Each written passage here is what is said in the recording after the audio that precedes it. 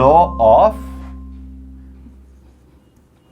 Reciprocal, law of reciprocal proportion.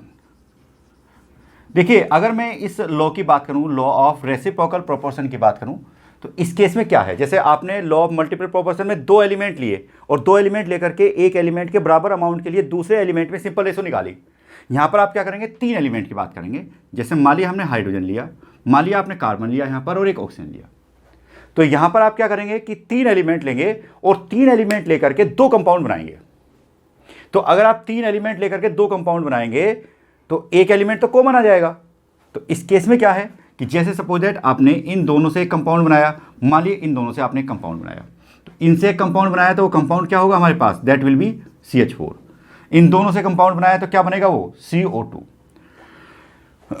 तो यहां पर हम ये कह रहे हैं कि अगर आपने तीन एलिमेंट लिए और तीन एलिमेंट लेकर के आप दो कंपाउंड का फॉर्मेशन करते हैं, तो इस केस में जो कॉमन एलिमेंट है, जैसे यहां पर कार्बन है, तो इस केस में जो कॉमन एलिमेंट है उस कॉमन एलिमेंट के बराबर अमाउंट के लिए दूसरे एलिमेंट में एक सिंपल रेशो आ जाएगी। तो दूसरे एलिमेंट में जो सिंपल रेशो आ जाएगी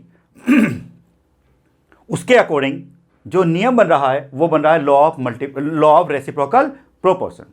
देखिए कैसे, जैसे कार्बन है हमारे पास में तो यहां पर 12, हाइड्रोजन है तो यहां पर कितना हो जाएगा 4, 12:4, और यहां पर अगर हम बात करेंगे तो इट विल बी 12:32। तो कार्बन कॉमन था, कार्बन का अमाउंट मैंने बराबर कर दिया, इक्वल अमाउंट कर दिया। तो यहां पर हम एक बार चेक करते हैं कि इस केस में हाइड्रोजन और ऑक्सीजन की क्या रेशो आ रही है।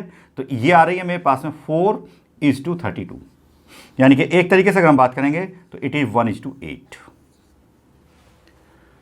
तो लॉ ऑफ रेसिप्रोकल प्रोपोर्शन में यह कहा गया है कि जब तीन एलिमेंट मिलके दो कंपाउंड बनाते हैं तो जो कॉमन एलिमेंट है उसके बराबर अमाउंट के लिए जो दूसरा एलिमेंट है उसमें एक सिंपल रेशो आ जाएगी, उसमें एक रेशो आपको मिल जाएगी। और जो रेशो आपको यहां पर मिलेगी, वो रेशो उस टाइम पर प्रेजेंट होगी जब ये दोनों एलिमेंट कंबाइन करके एक नया कंपाउंड बनाएंगे।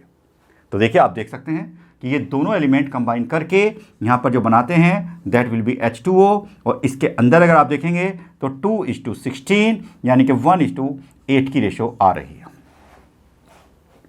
तो लॉ ऑफ रेसिप्रोकल प्रोपोर्शन क्या होता है कि अगर तीन एलिमेंट कंबाइन करके दो कंपाउंड बनाएं तो कॉमन एलिमेंट के बराबर अमाउंट के लिए दूसरे एलिमेंट में जो रेशो आएगी वो उस टाइम पर प्रेजेंट होगी जब ये दोनों एलिमेंट मिलकर के एक कंपाउंड का फॉर्मेशन करते हैं। इस नियम को आप लोग कहते हैं लॉ ऑफ रेसिप्रोकल प्रोपोर्शन।